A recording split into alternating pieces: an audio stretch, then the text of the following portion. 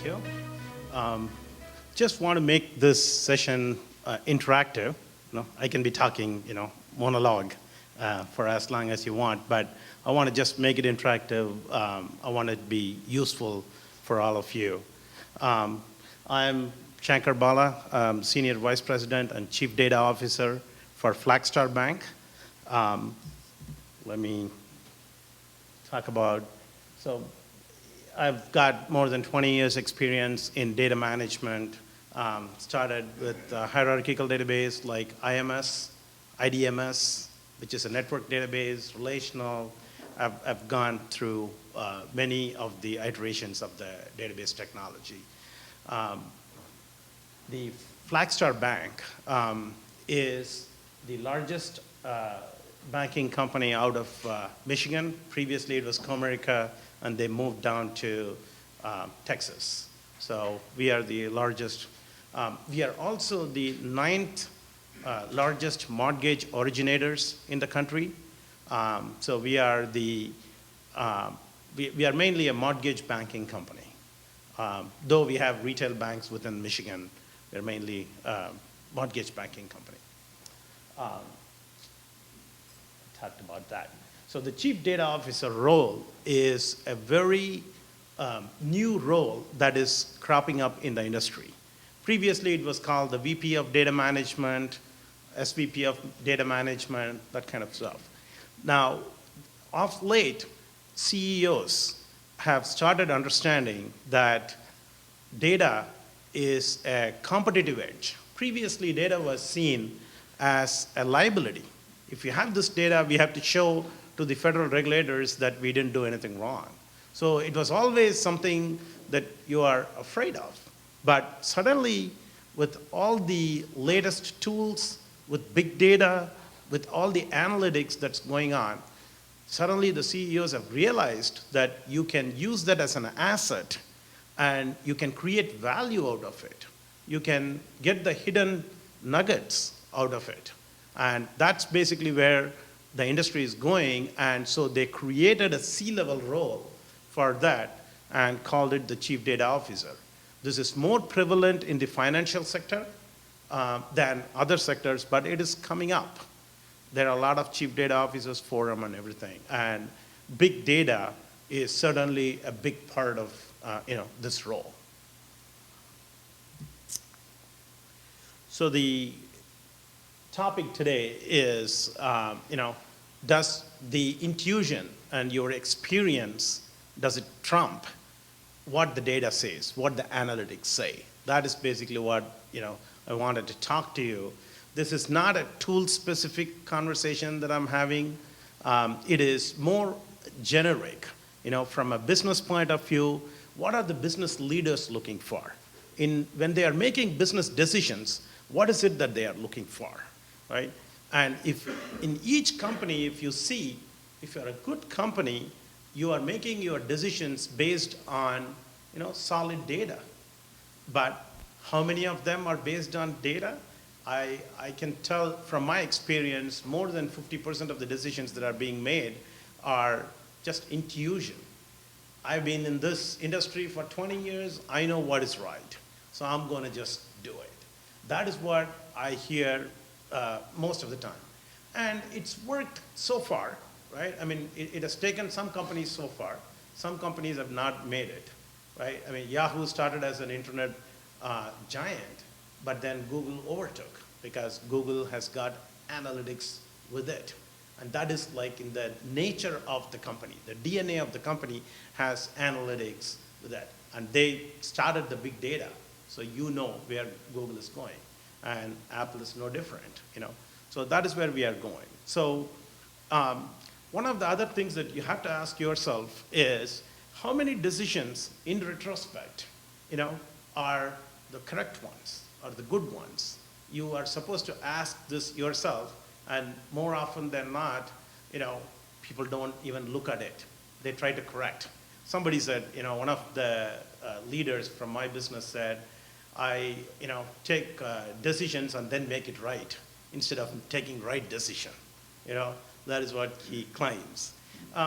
CEOs will look at it and they'll be shocked. if they hear this from their business leaders. So that is something to think about. So I'm just giving you a list of things to think through, when you talk about business. Is your data good enough? So you can have a lot of data.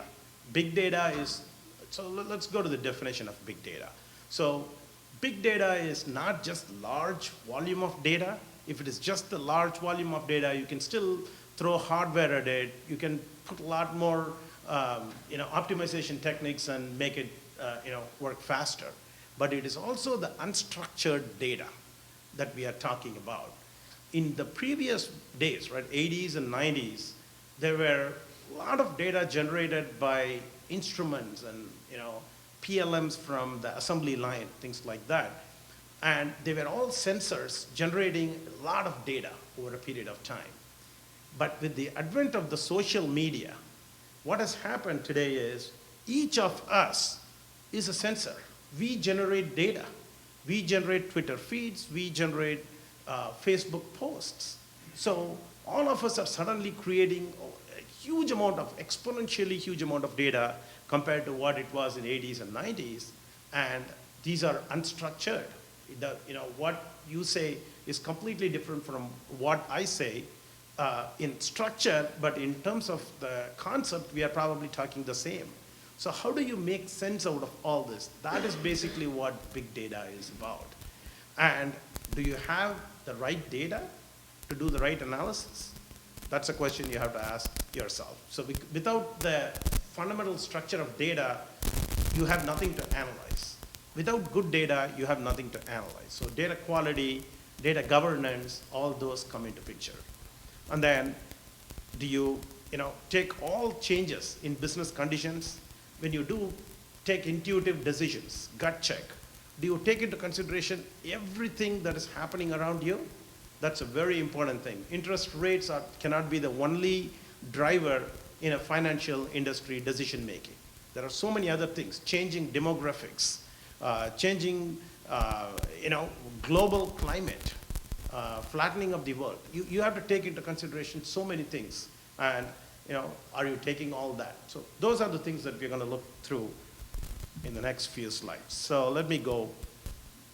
So what are the prerequisites for analytical decision makings, right?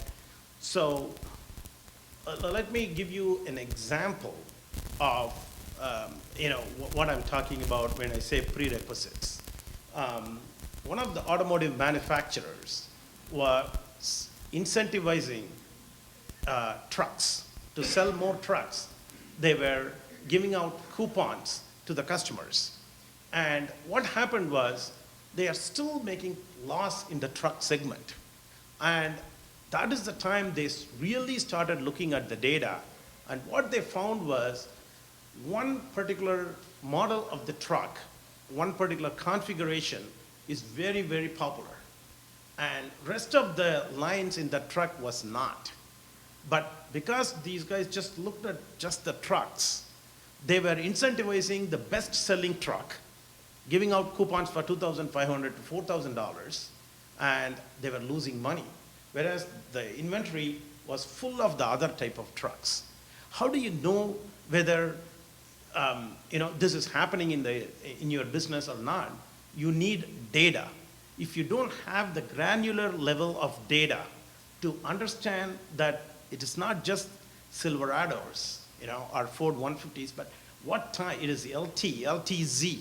What is the level of granularity you have in data in terms of sales, in terms of engineering? That matters.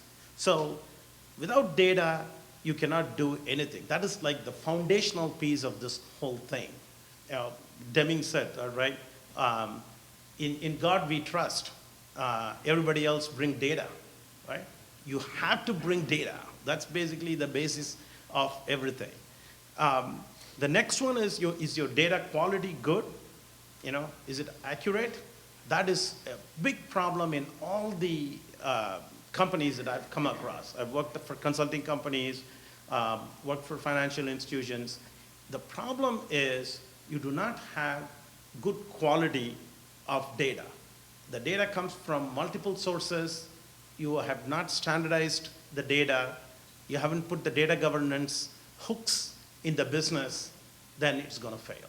Basically, you have to be very, very cognizant of that. And it's very easy to say, quality like automotive world, right? We just say, let's create a department separately and let them take care of the quality. That's not going to work. The quality has to be everybody's issue. Across the organization, you need to have everybody minding quality for their area. That is instituting the data stewards. You have to have the data owners. That is basically what it is, tracking through them. The final thing is you have to have good analytic tools and good models. I cannot emphasize how important it is to have good models. All your models needs to be adaptive. Conditions change, business conditions change. So have as many parameters and parameterized models in your business as you can, because that makes a big difference between you and your competitor. Let me go. Sure. Sure, let me go to the previous one. I can hardly speak, but this data quality, when we talk about this, there is even though it is very important, but there is a skewed sort of approach to that. Because suddenly we see that our data has to be perfect, it has to be clean before we can do anything with it, which is quite contrary to how the real life works. Because we as human beings are able to deal with uncertain information, imprecise, and all of that. And when we are automating sort of human intelligence, we will capture some of those aspects in our modeling too. So that can we still do something with data which is not perfect. Another observation is that lack of data quality itself has some insights that we ignore often, because if you try to understand why our data is poor, you often get interesting insights which will help you improve your process and indirectly data quality. So we should have a somewhat balanced approach to data quality as opposed to just one-sided approach to get perfect data. What are your thoughts on that perspective? Certainly. So the thing about the data quality is what is quality to you is not quality to other person. The financial accounting guys will tell you, managing to the last penny, reconciling to the last penny is data quality. Whereas if you ask the managerial accounting guys, they will say a completely different view of that. They will say, yeah, round it up to the $50, the nearest $50, that's good enough for me. So it depends on who you ask. And if you ask the risk management guys, they are completely in a different world. They will tell you, I want to know how the market performed 30 years before, when there was a big problem with the Dow crashing. So it's like data quality is completely different for different people. You have to have a tolerance for a little amount of not good data in the system. And all your analytic models, again, that is where the good tools and good models will be very forgiving. They know what to do, where is the level of tolerance, how do you exclude the outliers of the data statistically so that you are not drawn into average world. So certainly, very good point on that one. Appreciate it. I'm just going rambling. If you have questions, yeah, please stop, and I'll be very happy to, interact and answer. So previously, in the last slide, I said, what are the prerequisites for analytical decision making? And then now, what are the prerequisites for experience-based decision making, right? I mean, based on intuition, business leaders make decisions. They set interest rates on a daily basis for mortgages, for your savings checking interest rates. So what do they need to do? So here is the model that I think how it works in a human brain, right? You have data, which is the ones and zeros, and the number of cars sold. and you convert that into information, okay, so there is a car available for $20,000, which is normally available for $30,000. Here it is selling for a huge discount. So that's information. Now, what is knowledge, right? What is the competitor selling an equivalent car for? That is knowledge. So as a buyer, you're looking at it and saying, yeah, this is a good deal, and understanding, right? So the understanding part comes like why it is being sold at such a huge discount. Okay, it is a summer months. During summer months, there is more car sale and there is more production of cars. So the automotive manufacturers are trying to sell you more cars. That's a deeper understanding. So from data, we have just come, slowly one level to the next level to the next level. And the last one is, at the top, is the wisdom. I have it in small font because it's very less common in the industry. So wisdom. The wisdom is to look at at the car and say, it's great price. I really don't need a car now. I don't have to buy it. That's wisdom, right? So it's like going through those things, right? As they say, a diplomat is a person who thinks twice before saying nothing, right? So it's the same way.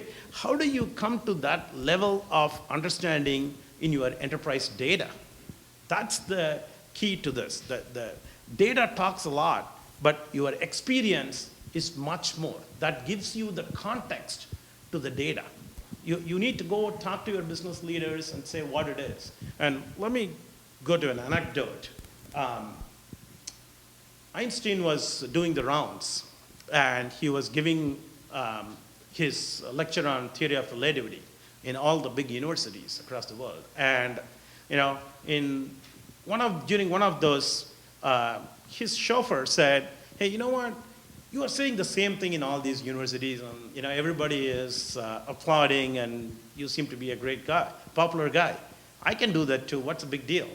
So Einstein said, "Okay, next time you deliver the lecture, I'll be your chauffeur." So they changed place. So the next time this guy goes in front of this, world famous university, and the chauffeur is delivering the special theory of relativity, as good as Einstein used to. And then from the audience, at the end of the lecture, there is this one professor who gets up and asks a very profound question about special theory of relativity. And so the chauffeur says, "This is such a simple question, my chauffeur can answer this." And he waves Einstein to answer that. So how does this anecdote relate to the data world, right?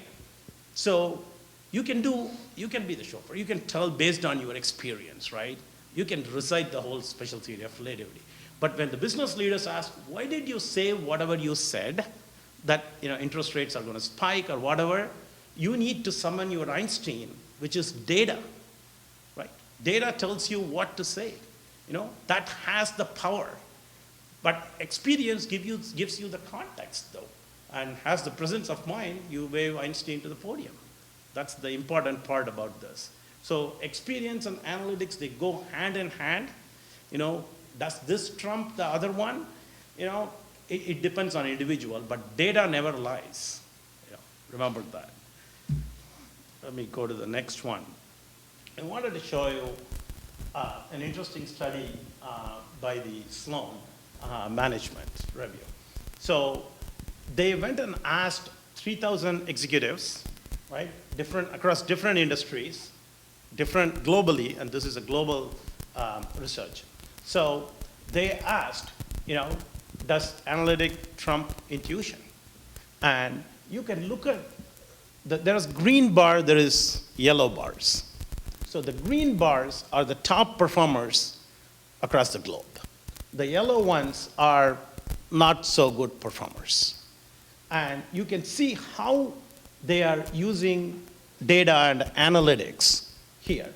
All the top performers are using analytics. They are using data. And let's look at the financial management and budgeting part of it. Even the low performers, right? They use the tools, the Hyperions of the world, the oracles of the world. They use the tools to get as much insight. Without analytics, it is very difficult to say how your business is doing. So you can clearly see where things are lining up. For workforce, let's go to the bottom, right? The workforce planning and allocation. That is not a priority for even the top performers. You can clearly see. But that is an operational analytics, and people do it in their mind. It's the experience, and so they really don't use it much. The scale is between 1 and 2. Whereas financial management gets a lot more complicated, there's a lot more data there, and scenario analysis. So you need to use analytics and tools. So this is how the experience versus the tool lays, you can see. It gets more complicated, it's big data, you need more tools, you need more analytics. When it comes to very matter of fact, you are running McDonald's operations, how many people are going to come? Well, it's Thanksgiving Day, it's going to be less number of people. You can make that in your mind. But that's experience, that is where it helps. You don't need sophisticated software. But when it comes to financial management, certainly, you're running a global enterprise with 170 different cost centers, you need to look at that. That is what, at a high level, this one says. You can see intuition is what is used by all those yellow bars to the left. There is a definite correlation here, between intuition and using data. And this does not say don't use your intuition, but back it with data. You can say whatever you want, but you need to have an Einstein behind it, which is the data. That is what it says. And sure. Yeah, one more observation here. I'm just trying to compensate more for my talk. Sure, please do. In between. Interaction is better. See, intuition, of course, has a great merit, but we all know or sometimes forget that developing intuition takes a lot of time. It doesn't happen overnight. And most businesses do not have that time anymore. Doing analytics doesn't take that much time. So at the very least, you have that great advantage of buying that time using analytics. And so in that sense, analytics could enrich the intuition there. So they could be very complementary as opposed to being Exactly. in conflict with each other there. Okay. So, both sides have a role to play. But the wisdom thing is very important there. And in that example, looks like Schoffer was wiser than Einstein.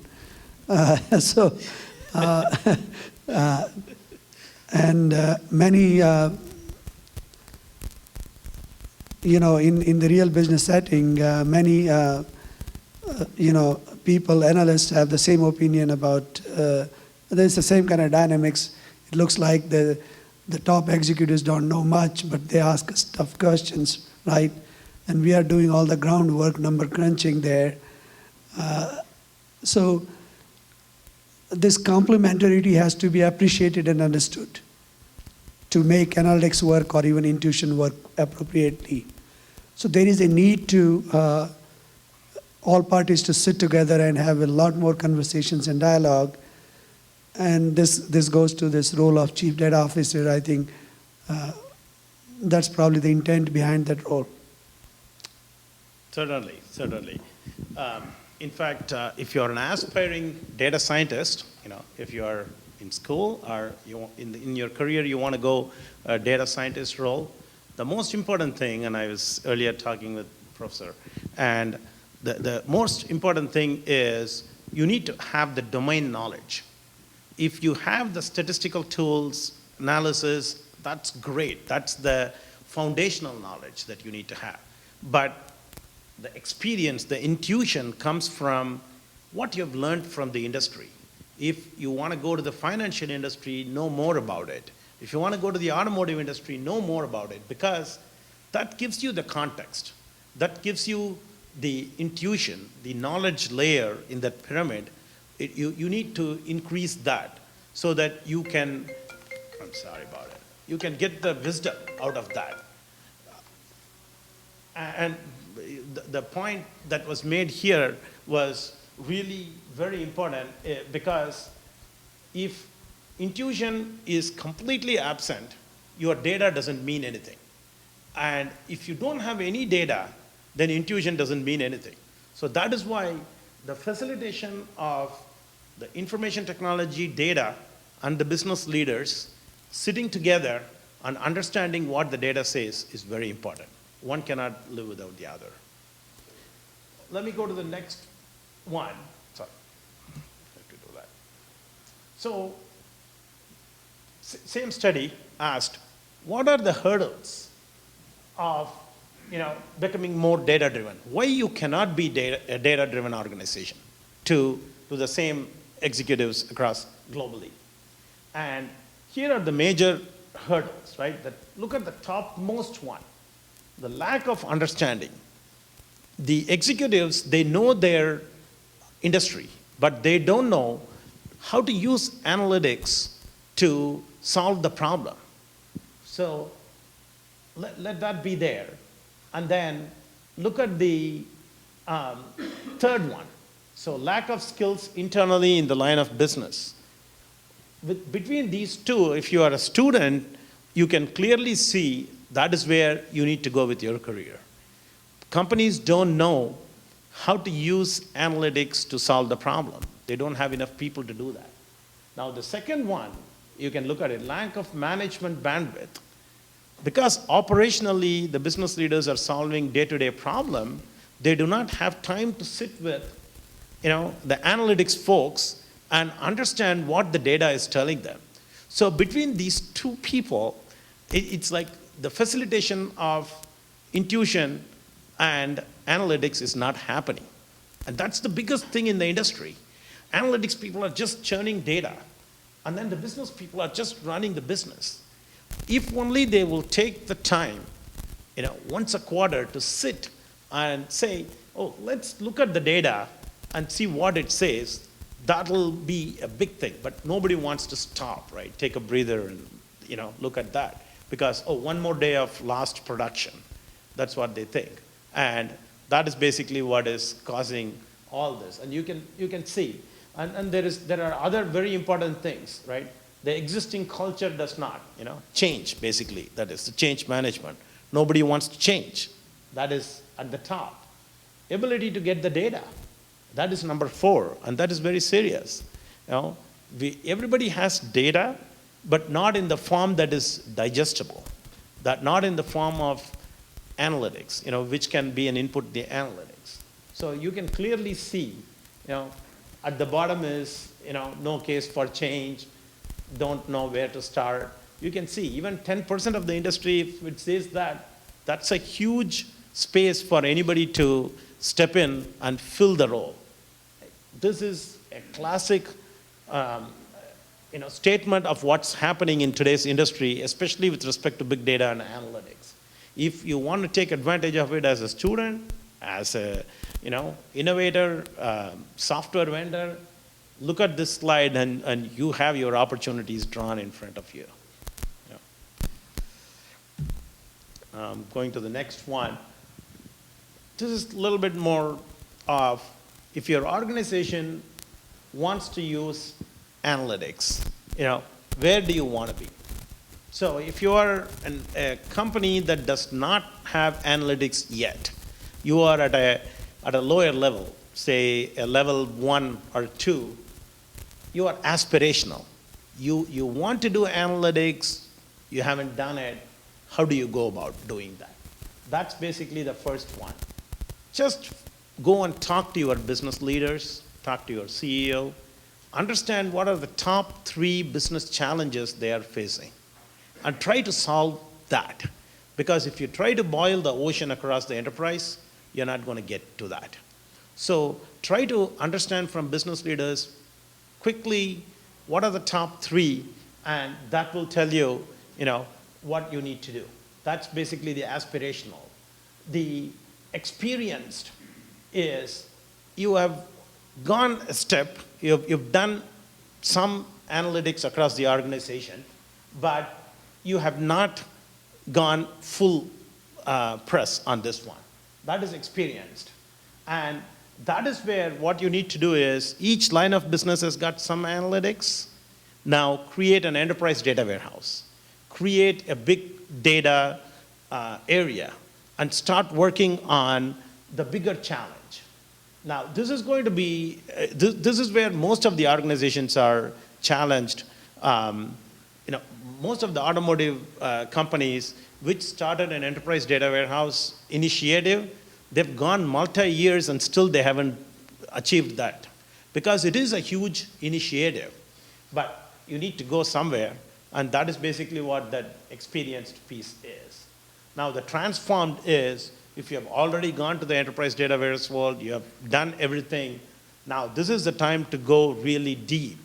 Go into your enterprise risk management area, understand the risk models and analytics, and go deeper into that. That is basically where, when you are in a transformed organization, that is where you need to go. Those are the three different, depending on where your company is, you need to take which path you have to go. And this is probably a very broad way of attacking it, because if you try to boil the ocean, you are not going to go anywhere. So here is a theoretical treatment of what you want to do. So you take your analytics, you have your experience, and then you have your intuition. And based on that, you decide on what business decisions you have to make.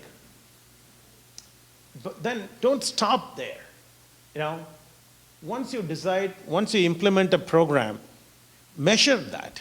Measure and compare it with what you did and learn from that and incorporate that back into your future decisions. This is where big time, all companies, it looks very basic. This is a feedback loop. And every industry has one, every production line has one. This is what we teach in schools, starting from high school. But in real life, it is very sad that our executives don't have time to stop, breathe, and incorporate the learnings. If you take the standard project management, it has, at the end of the closed project, there is a lessons learned, and capture that and put it into the enterprise learning and use it. But nobody does that in real world, and it's very sad.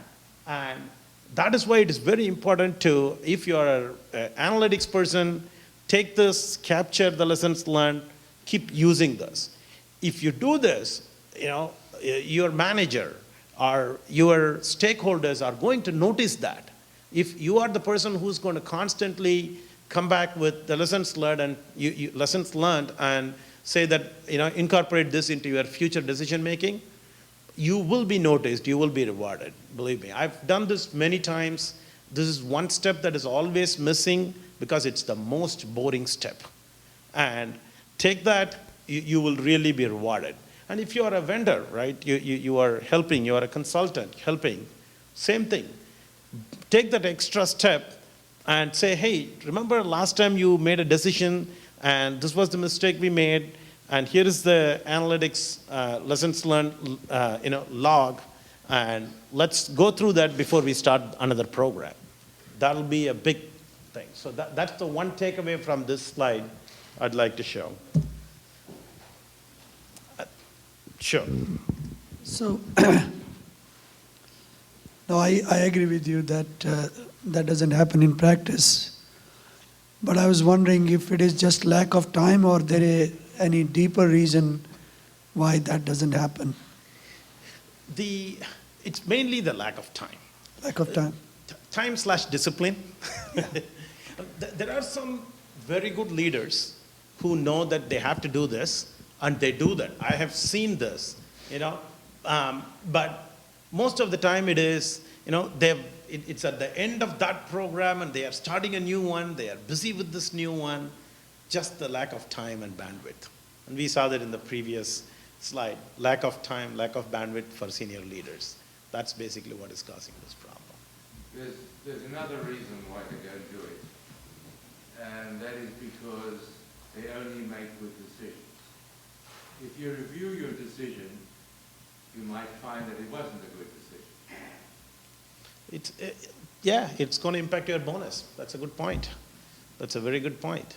Yeah, if you go look at the, what we decided, we rolled out a jumbo mortgage loan program, and, we thought it's going to be a very highly successful, endeavor, and we came back and we lost money. You go and tell this to the board of directors, you'll be shot in the head. So, very, very good point, I should say. At the highest levels, a little bit lower in the management, maybe that's not the case. But you can be shot in the head. Very true. That's a good point to note. I never thought about that part. So some of the analytics, before I go into the conclusion, I wanted to talk about a couple of cases, use cases, that I've seen in the past. The famous one is everybody would have read this in the Forbes, which is the Target, how they do their analytics. They look at what products you buy, where in the life cycle you are, and based on that, they give you the coupons. It's a targeted coupon that comes to your home, and in the Forbes case study, it is a dad who comes to know, comes into a Target store, fights with the manager because they sent pregnancy-related things to the daughter, 16-year-old daughter. And why would you be sending all these kind of things to my daughter? And 5 days later, the Target manager apologizes and then calls back to say, I'm so sorry. And now the dad is apologizing, saying, I'm sorry, actually my daughter was pregnant. I didn't know that. And Target Corporation knew that before this person because of the pattern of behavior and buying of the daughter. And when you go to a website, they put a guest ID on top of you, and they track you on what you buy, and they do analytics on it. So that is a great use case of where you don't share your information. You say, don't use my information. Still, companies can deduce what you are doing, without violating your privacy. It might be violating the ethics, but, from a rule FTC perspective, it is not violating the privacy because it was not explicitly collected from you directly. So that is one use case I wanted to talk about. The other one is the financial institutions.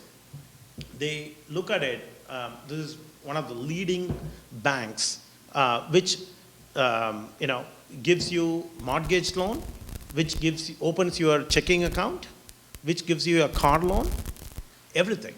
And what they do is they track you through your life cycle. Somebody bought a house.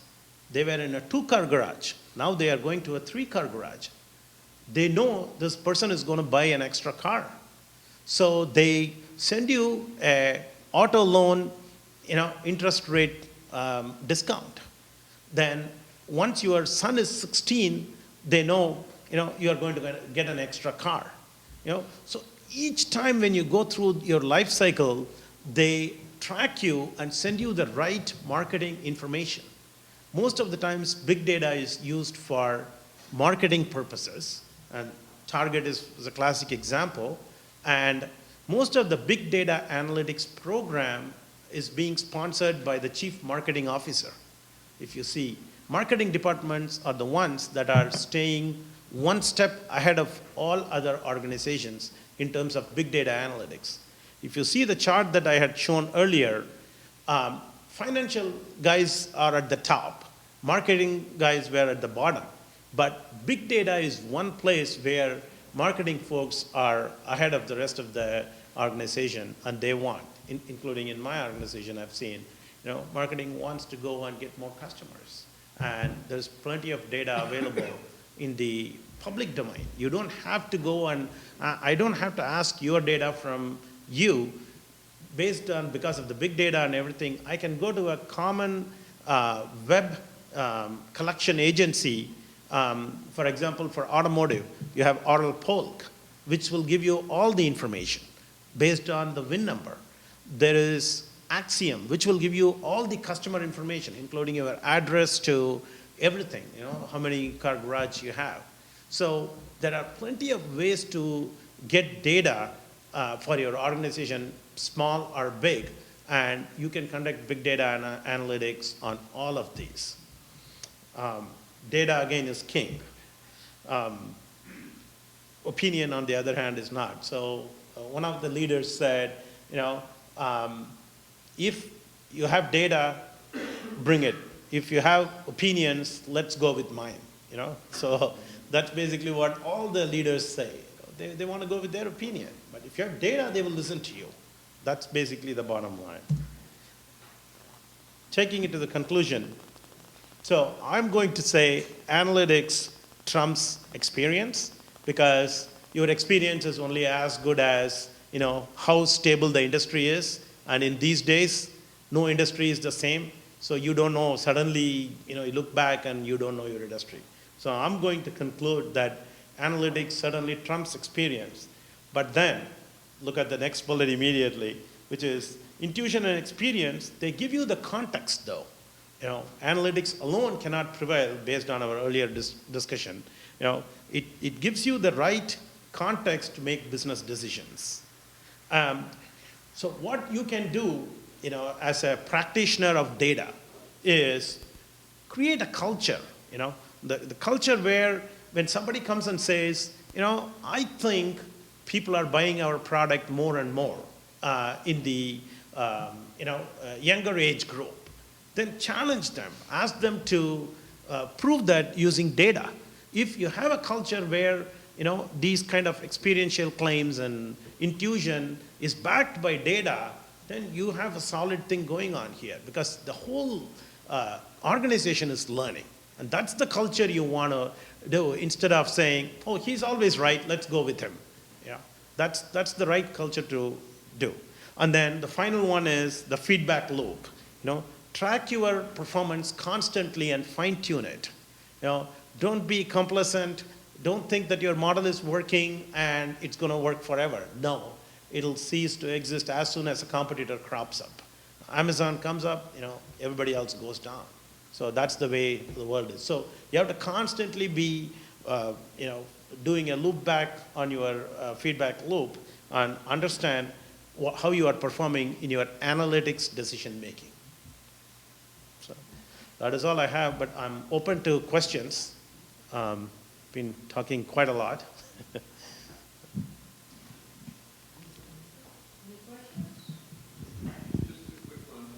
Yes, Shitish.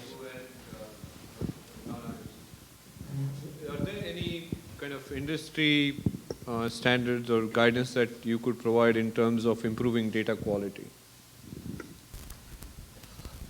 So there are, so if you take customer information, for example, that simple data quality measure that you can take is send it to Axiom, which is an industry standard data cleansing company. If you are an automotive industry company, you can send your data to Oral Polk. For example, you can send them the VIN numbers. They will cleanse, they will put the right information and send it back to you. So you can ensure that the data quality that you have is good. Now, all this costs a lot.